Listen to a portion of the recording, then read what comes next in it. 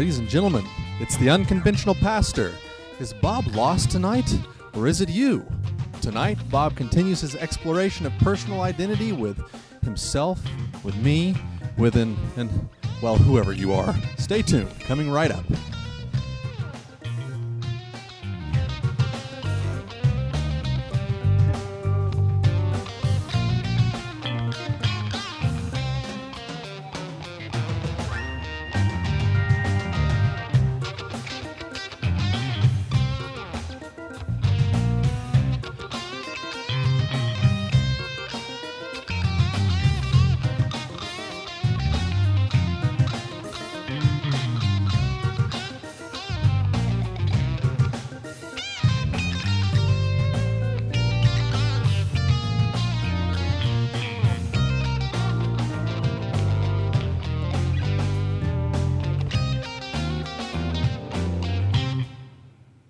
Well, good evening. Good to be back with you again.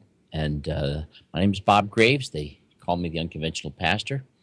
And I wanted to tonight continue talking about, for the sake of some repetition, a bit about the implications of who we are. You know, it's very easy for us to make certain distinctions of who we are versus who we are not. The greater distance there is between us and that which we would distinguish ourselves from. But the closer certain things get, it can become, at a certain point, difficult to tell the difference between who I am and where I am at. For example, I know that I'm not a member of the British colony. You know, I don't live in England. I've never lived in any English colony. The only English colony I've ever really lived in is America, and we're no longer an English colony. So I don't have any problem recognizing that, you know, who I am. Part of that is not that I am a member of the British kingdom. You know, I'm just not. I'm not a citizen there. But you know, I am an American, and I do live here in America. But is that who I am, or is that just where I am at? I mean, you know, if I were actually, say, living in England, or what if I were to move to England? Would I stop being me, or could I continue being me, but in that context? I think you can see that, therefore, it starts to make a little more sense that I am not. An American happens to be my status. It happens to be a condition, a situation, a circumstance that I am in, but it is not who I am. And I think that we can get ourselves even a little bit closer. For example, what if I happen to have a particular opinion that is based upon certain notions that make sense to me? But as I grow a little older, I'll become a little more mature, learn a few more things, I come to a point where I can see things differently, and I change my mind. And I'm no longer of that same opinion. Did I change, or did my opinion change? Isn't it, there's a sense in which it's still the same me, but the opinion that I have is really merely a response to different information I'm in possession of. So when I'm talking about who am I, I'm trying to get down to the nitty-gritty bottom of who am I, independent and irrespective of all these other things. And as it turns out, I have opinions, but those opinions are not me. They might belong to me, but they are not me.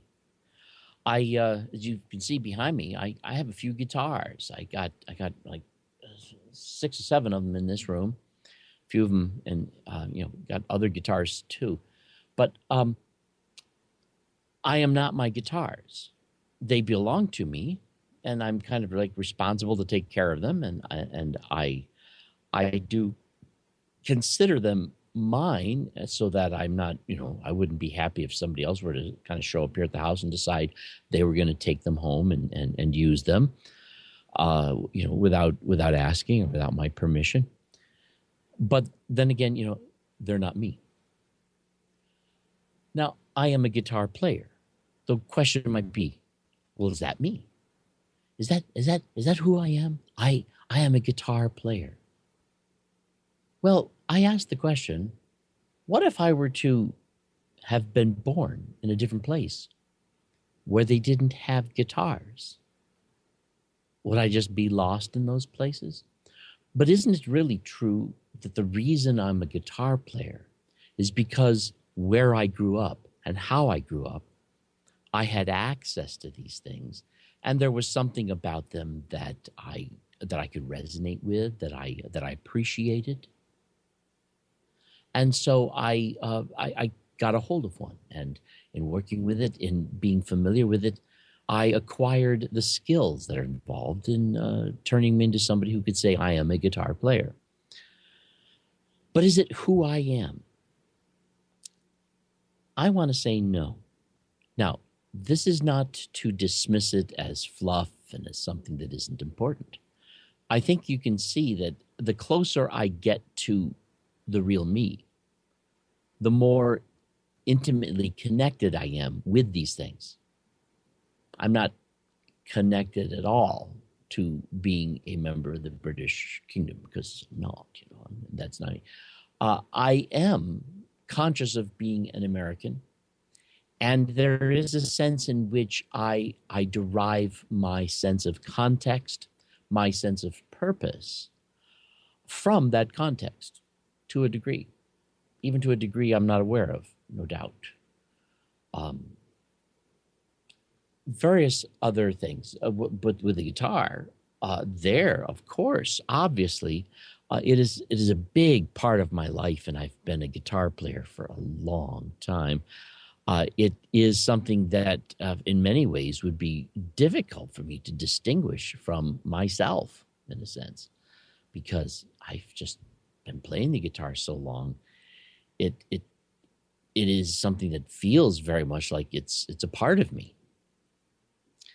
Now, part of the reason that I say this is because I think that part of our innate human desire is to survive.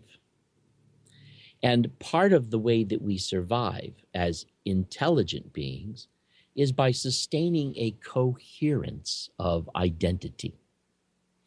And we sustain this coherence of identity by maintaining a smooth continuum from experience to experience, carrying the same person forward, as it were. And this is part of how we survive.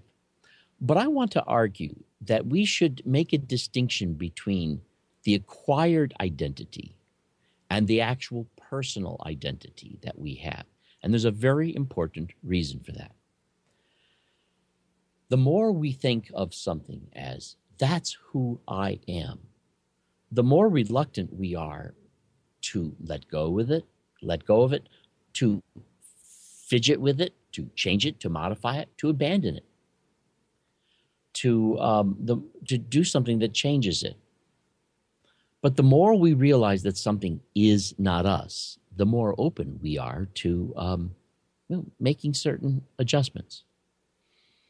I suppose that there's a sense in which if I was to have people glue my mouth shut and my nose shut so that I, choked to death, just didn't get any air, that would be a rather significant end to me as I know me. And that would be quite different from, getting a haircut, and losing some of that hair, which was at one time attached to my body and really in some living way a part of it. It's a different thing. I would feel very differently about having to be choked to death than I feel about having to go through the difficulty of a haircut, which really isn't a difficulty at all. So there's a sense in which, I'm not as attached to my hair as I am to my breath. And I suppose that you can identify with that, and that you might have some similar feelings of attachment to breath, But part of where I'm headed at with this is that in thinking this through, it helps us to understand who we really are and what it is about us that isn't really us. Now, the Apostle Paul talks about this in Romans chapter 7 a little bit. He talks about how he was very sincerely, honestly aware of the fact that there were things he really wanted to do, but he found that he wasn't doing them. He also knew there were things that he really didn't want to be doing those things, and yet he found he was. And he came to this conclusion, which I think was extremely insightful, and something which I don't think he even expanded upon enough, because I think that for him, it was a rather new insight, but a glorious one. He said, "It is no longer I, but it's that that missing of the mark quality that's in me." So he recognized that certain of his behavioral traits were not him. They were in him. He was attached to them in a manner that he wasn't even capable of fully regulating. And yet he recognized, that's not me. Now, the more I can identify that sort of thing as something that may be in me but is not me, the easier it is for me to be open to experimenting with ways of behaving differently. I want to argue that your behavior is something you're responsible for, but the behavior you had 5 minutes ago is history. The behavior you're going to have 5 minutes from now hasn't even happened. I want to argue that although it's very true, because of the constancy, the continuum, and the coherence that we must maintain from moment to moment, we move through our lives on a trajectory. We can't just willy-nilly and arbitrarily become a completely different set of behaviors from moment to moment by just kind of like shifting paradigms at will. It doesn't happen that way. However, it's a true saying that we do have some things about us that really should go through some sort of a change. How's that change going to happen? Well, that change is going to happen a lot faster, a lot easier, a lot smoother if the things that are changing are things I recognize are not really me. Things like my perspective, things like my habits, things like my opinions, my my station in life, the condition that I'm in. These are things that I'm experiencing. They are filters that alter my experience.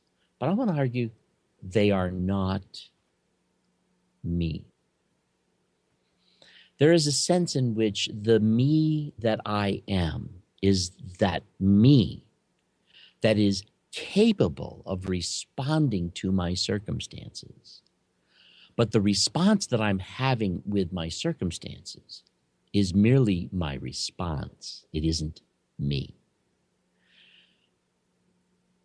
I don't want to lose you here, but in recognizing this is one of the reasons that I think it's so important that we understand why.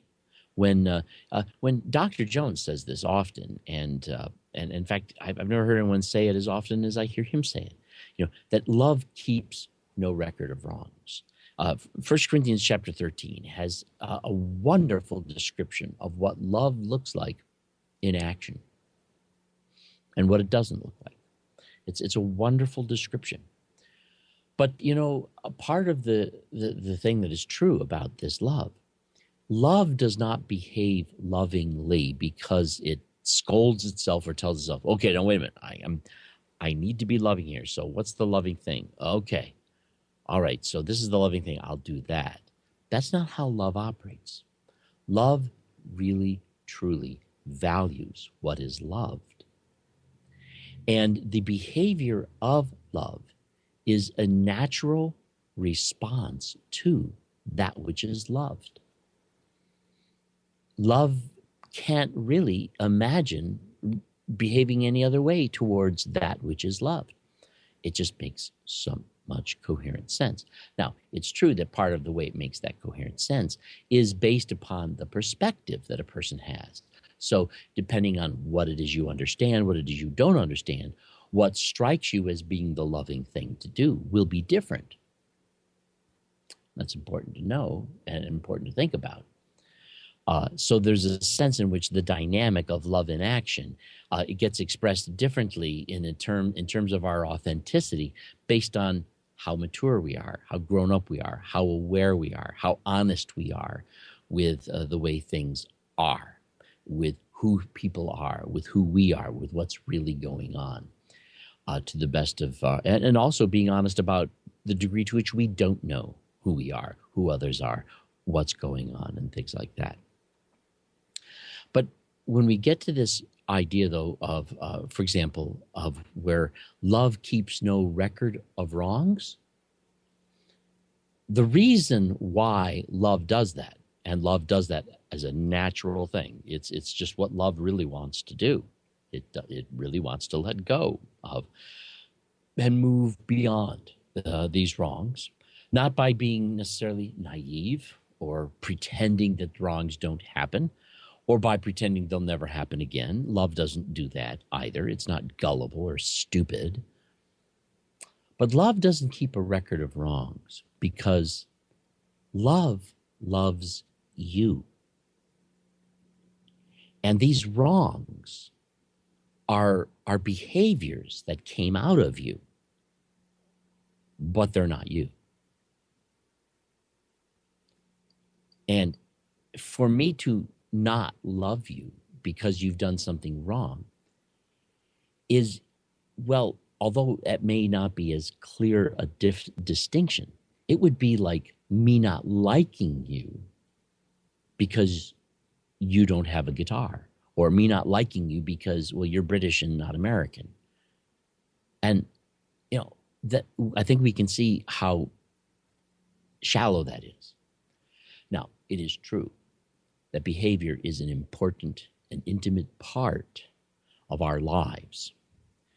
And it is true that we are deeply connected to behavior. And it is true that behavior can be a problem and an issue.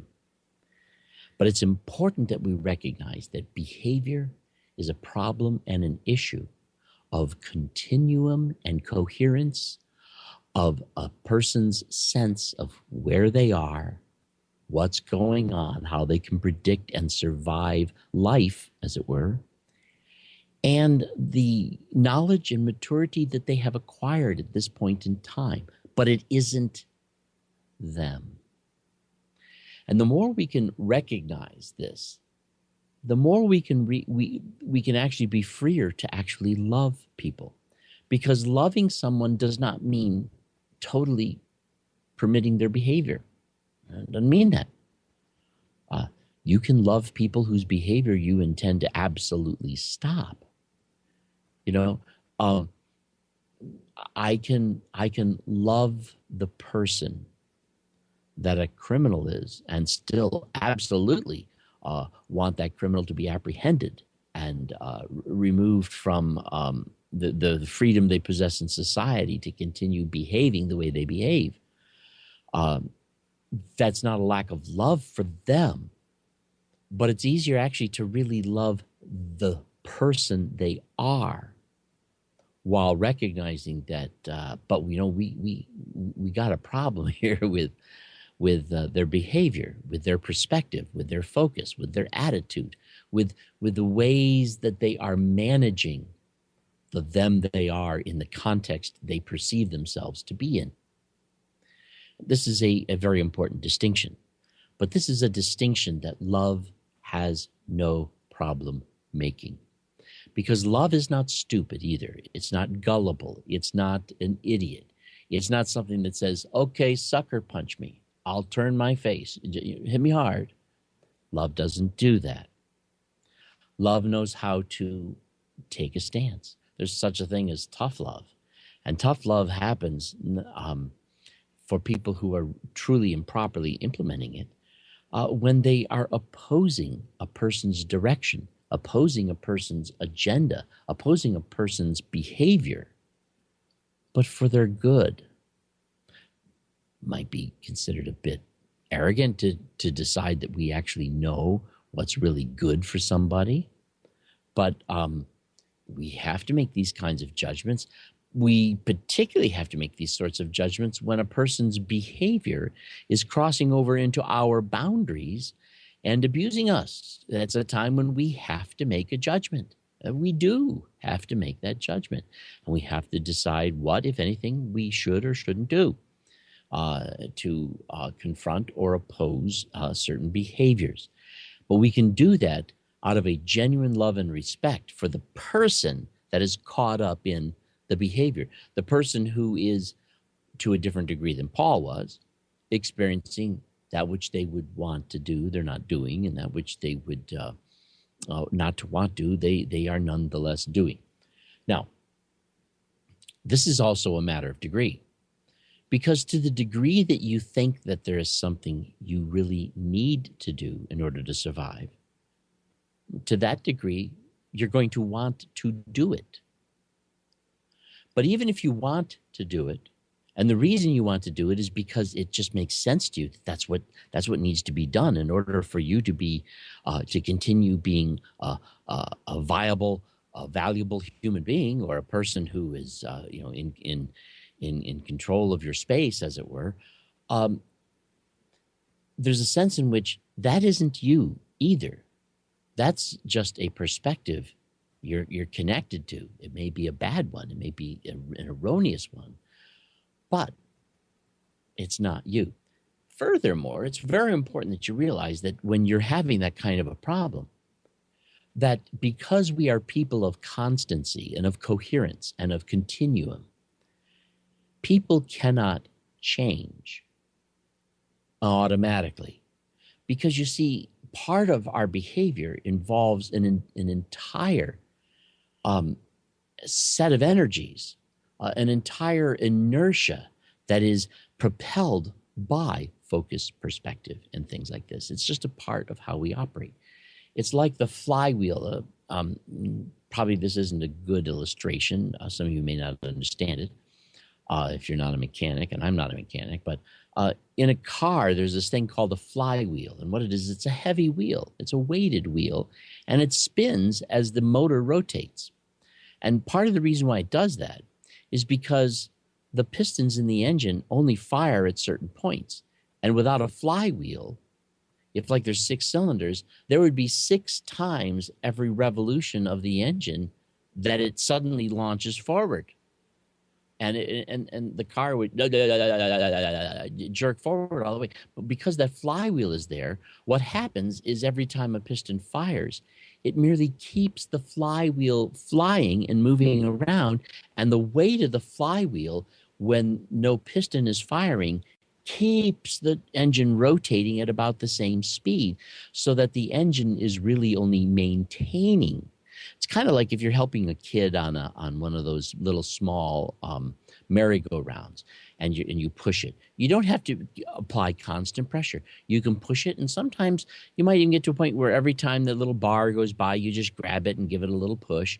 And because the merry-go-round has a certain amount of weight to it, it's not as if every time you do that, the merry-go-round speeds up and slows down and speeds up. It doesn't have to do that.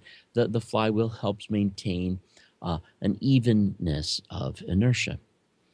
And there's a sense in which our biological processes, the way our brain works, the way our concepts and ideas are formed, There's multiple layers, multiple connections, and as a result of this, these multiple layers and multiple connections exist to cause our behavior and our perspective to be a very complex thing. That allows us to be, first of all, highly intelligent, but secondly, that complexity has to change a step at a time and authentically in order for any of it to change. This takes time. It also promotes a certain sense of stability so that we change slowly over time. Now, there are times when an extremely powerful event can be a radical moment of paradigmical change. These can happen, and we're even capable of doing that, but it's usually when something extremely key to our overall perspective is altered, and it's automatically forces a complete change in many ways. But when a person goes through that sort of a radical change, there is a time before they figure out what's going on, how they're going to respond, and what they're thinking. I found this to be true for myself when I really became aware of the love of God, when it became very real to me at a time when it hadn't been. It was, for me, a radical and major shift. When I first came away from that moment where the love of God made sense to me, where I experienced it as an awareness, I didn't know what that was going to do. I didn't know how it was going to change me. I didn't know how it was going to change the things I would respond to or react to. I kind of discovered that as time went on. And it was in that process of discovery that I'm actually learning to walk again, as it were, in a new way. But, all of that has to do with the way the apparatus that I use as a biological being functions. It isn't me. There's a sense in which it is the apparatus that belongs to me. It is the apparatus that I use. Basically, what I'm really getting at here, and some of you may have actually figured it out, what I'm saying is that, I have a body that I live in. And this body is, for me, an interface with the universe. Then there's also this conscious mind that I have. And that conscious mind is, in some ways, a fabrication of my brain, of my neurology. And it is also a very physical thing. And it includes, the very fact that I have a certain mathematical aptitude, a certain language aptitude, a certain musical aptitude, a certain relational aptitude, an aptitude for history, various different ways in which people can approach reality with a particular angle of sophistication. These are various different aptitudes, although these aptitudes may in many ways be biological, and they're there. It isn't necessarily a clear-cut sense of me. It is merely the interface of my body with this world, and my conscious mind is therefore a secret place inside of me, as it were, that my conscious mind experiences. However, the experiences are entirely made sense of through the acquired history I have in my body. But it isn't my body. It is a conscious experience brought about through the historical sensory perception of my body. But then there is deep within us that which is our life, that which is really our true self. I want to argue that this is something that in many ways is unconscious. This is something which is self-aware, and that's almost all that it is. It's not much more than self-aware in terms of how we are able to experience it. But it is us. It is the us that we are, the us that lives inside this body, the us that has acquired these perspectives through the history of my sensory perception. And that part of us is something that the Hebrew culture called the inner man. This is the spirit. This is the essence of who I am in that image of God. This is who I am in my essence. This is the part of me, I would argue, that survives death. This is the part of me that is still conscious in that near-death experience. This is the part of me that can move forward once the body is gone in ways that are no longer constrained by the body. There's a sense in which we can become more conscious of this, but it becomes less articulate. It becomes less definable, less understandable, but far more authentically experienced when we move into this. And some people call this being spiritual. It is becoming aware of that aspect of me that is neither part of the material me or precipitated by my material existence and my material historical observation from life. This is a sense of who I am. Protecting that part of me, finding that part of me safe, identifying with that part of me. This is the part of me that knows God. My conscious mind only has a man-made theology, and it can never have anything but a man-made theology. My body can only live in this world guided and directed by that conscious mind that is conscious in my spirit of this presence of a very loving God. This is where we are in union with God. That place within us that is the real us. That place within us that is inarticulate. It's as it were almost behind that veil within me.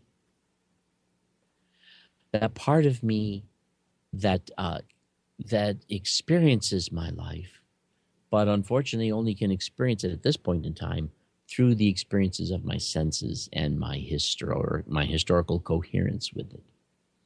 But this is the part of me that is the real me. That is the part that is in union with Christ. That is the part of me that is the image of God, that is in relationship with God, always. In fact, when people talk about how sin separates us from God, and it really doesn't, it just makes us think like we're separated from God. Sin also separates us from ourselves. It separates us from that part of ourselves that seems like that. Bob, what about my love? Am I my love? No. Well, here it's difficult to tell the difference between an expression. For example, when we say that God is love, love is actually a value, so that that's really an expression. It's not as if anything is exactly what the definition of words mean them to be. Words are given definitions based upon what appears to be their common usage, and we use them to, So I'd want to stay away from anything that is attempting to be metaphysically specific. What about my love? Am I my love? I would want to say that love is something. Mature love, vital love. I'm not talking about affection. I'm not talking about I love chocolate or I love women or something. When I'm talking about when there's something that I genuinely cherish and value as an existence, and particularly my love for human beings, my love for myself, my love for God. That is an expression of myself that can involve so much of myself that it really my whole self resonates with it, much the way that a tuning fork, when you smack it, resonates the note C or the note A. In what way is that tuning fork the note that it rings, and in what way is it not? Well, that's kind of hard to say, very difficult to say. So what about my love? Am I my love? Um, Technically, no. But I think that love resonates so closely to who and what we are that it is what we were made for. It is our true resonating frequency within who and what we are. In fact, at that level of self, it is so made for love. It can't help but resonate to love because that's its frequency, in a sense. So that it is definitely our nature to be loved and to be loving. But the love itself is really a behavior. And so I would make a distinction there. Now that's probably getting a little bit philosophical. But anyway, so we have another viewer comment. If there are no qualities about me that is actually me, then what am I? To say that I am me without bringing any definition feels a bit like saying that there is nothing about me that is actually me, but that all that is about me is merely mine. Therefore, I am nothing. Oh, this, I believe, is an excellent statement. I'm glad this statement came up because I believe this is the only conclusion you can come to when you have been raised in a Western culture that embraces the values that we do. We are so in denial of our true selves, so much about who we know, what we own, what we think, what we can do, that when we put all those things aside, we don't have any clue who we are. We're so unaccustomed to thinking that way. It's like if I were to ask you, conceive in your mind, if you can, a round square. Your mind refuses. Of course, by definition, that it's not possible. But by definition, this is not impossible. But given the way we comprehend ourselves and the way we make sense of ourselves, it is impossible until you begin to realize. It's kind of like a book. If I were to write a book, I would put words in this book. But you know what? I could write any words I wanted to. The book isn't really the words that are in it. That's just that particular form of the book. But what about expression? What about the capacity for expression? What about the capacity for love, the capacity for relationship, the capacity for consciousness, the capacity of self? That is an extremely powerful something that is far more valuable than any of the things that we attach to that something. And I think this is in some ways a difficult concept to grasp. And it may take you a while to get there. But there's a sense in which you can get there more deeply over time. I believe it takes time. You can't just do it overnight.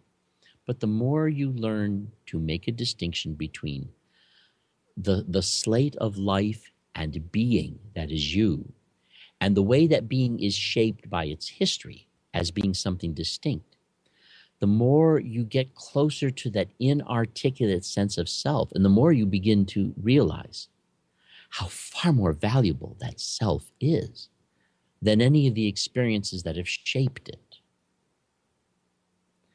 And not only that, but the more you learn that, the more you become the kind of a person who's far more open to having that shape rearranged into something even better, something more loving, something more useful, something more true to self. Now, there's some other things. So a great question there, because I really think that is where we get left.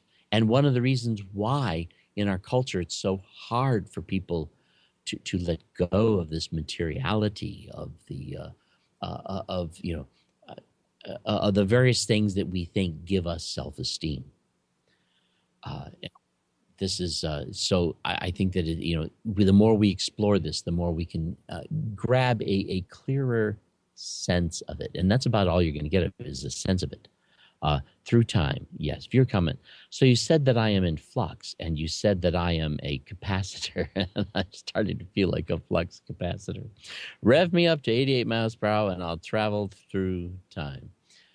Yeah, you just might. Anyhow, yes, you are in sense in flux, and the flux that you are in is a flux that you're going through, but it's not you.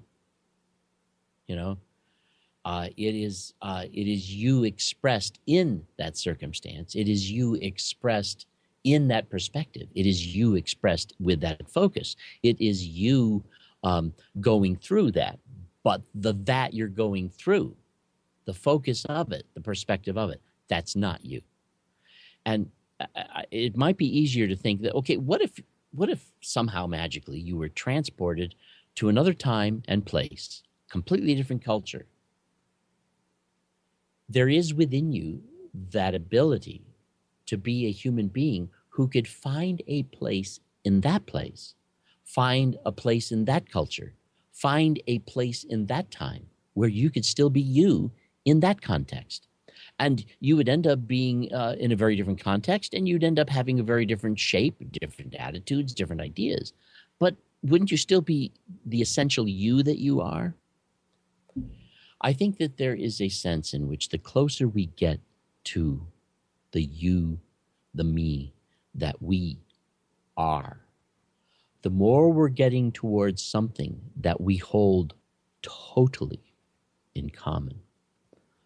And the easier it is for us to live in unity and have an agenda of love, and to recognize that the differences of opinions we have, the differences in perspective, the differences in history and experience, that these are simply obstacles that have become synthetically and culturally created and are unavoidable. But they're obstacles between us. They are not us in conflict. They are the acquisitions we have made and have held onto in order to operate within our existence. And we need to find a way of getting past them to be together. And we can do that. But we certainly won't ever even try to do that if we don't think of those things as not us. The more you think of those aspects that you have acquired as you, the more you're going to be unwilling to give them up, the more you're going to be unwilling to work out the issues that exist between you and others, the more people are going to resist any sort of change of that sort of thing, and the more we're not going to be at peace. It's just that simple. And I tell you, if we're going to live forever, it just doesn't matter all of those things that currently hold our perspective. We're not going to think the way we do 10 years from now, 100 years from now. We're not going to think the way we do. 1,000,000 years from now, we're going to be radically different, but we're still going to be who we are. And to realize that as we're moving forward, let's invest in, I'll tell you what, the past is gone. It is never coming around again.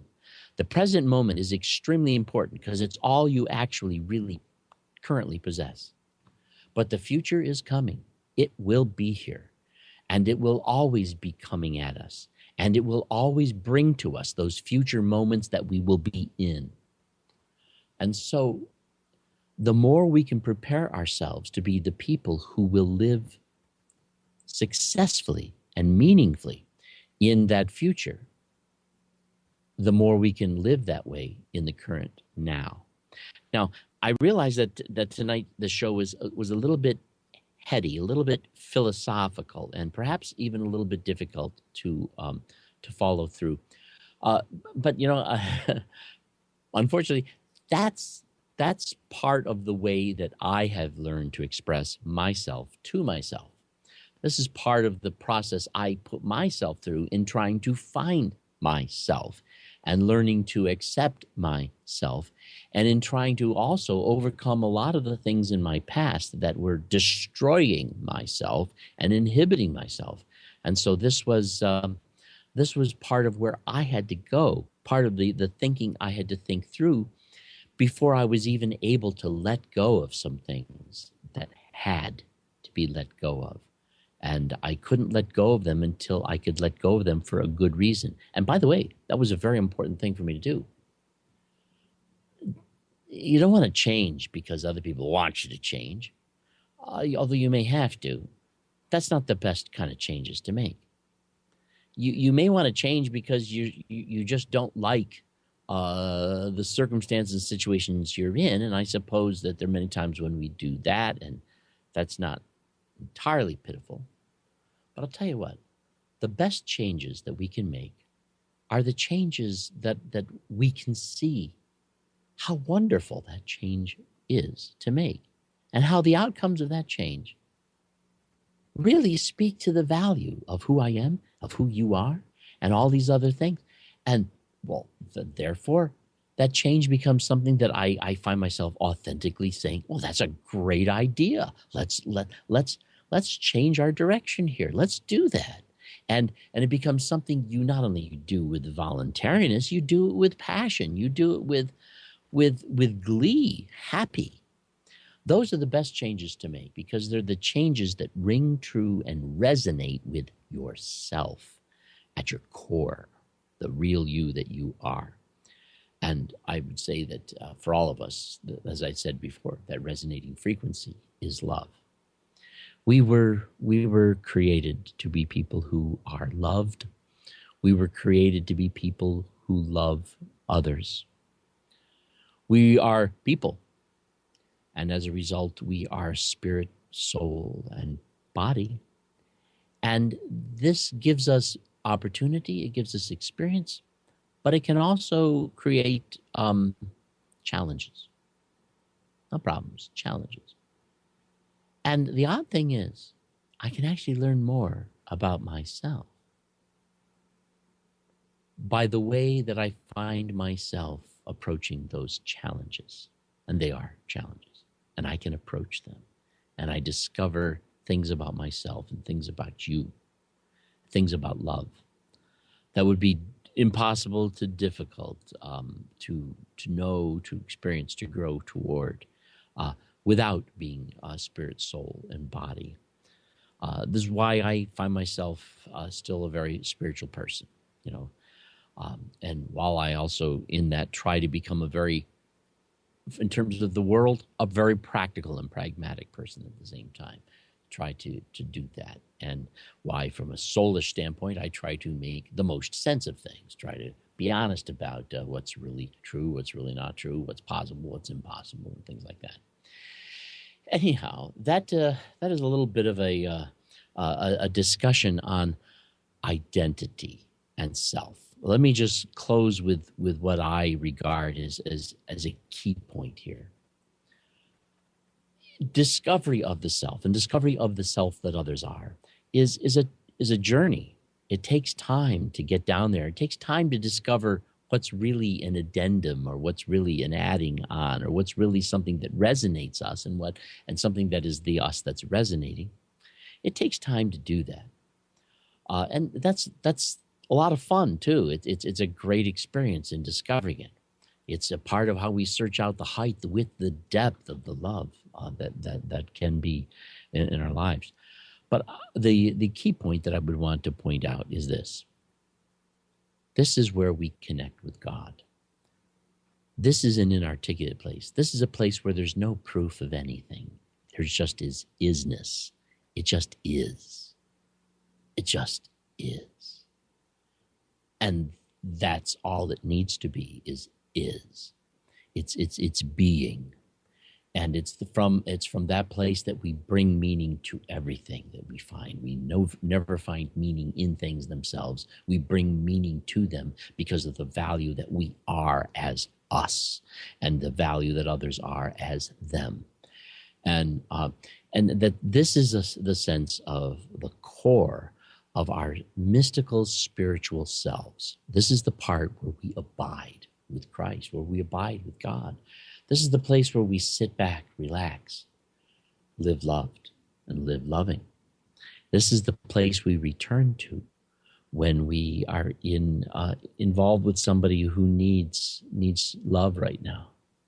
We try to bring them to that place where they can be honestly treasured and treated as precious, not only for who they are as an experience, but who they are as a self.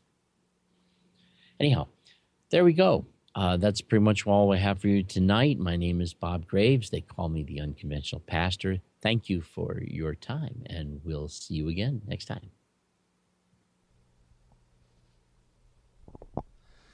Ladies and gentlemen, we hope you enjoyed the Unconventional Pastor. And remember, if anybody asks you about your isness, you tell them it's none of their business, and it's nobody's business but your own. Stay tuned. Coming up, The Cult of Honesty with Dr. Michael W. Jones on stage with yours truly and featuring Google Hangouts in just a moment.